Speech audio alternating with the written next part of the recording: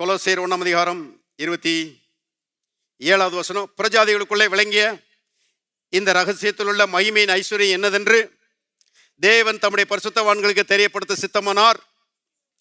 கிறிஸ்துவானவர் மகிமையின் நம்பிக்கையாக உங்களுக்குள் இருப்பதே அந்த ரகசியம்.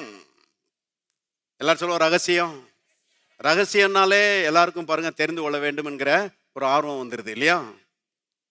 சில நேரங்களே மனைவிட்டு நான் சொல்லுவேன், இன்னைக்கு ஈவினிங் உனக்கு ஒரு நியூஸ் சொல்றேன் அப்படின்னு சொன்னா அவ சொல்லுவா, ஈவினிங் வரைக்கும் காத்திருக்க முடியாது, இப்பவே சொல்லுங்கப்பா.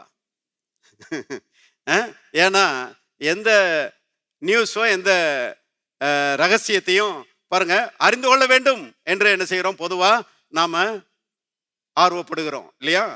பாருங்க தேவன் நமக்கு ஒரு ரகசியத்தை பாருங்க அறிவிக்கிறவராயிருக்கிறார்.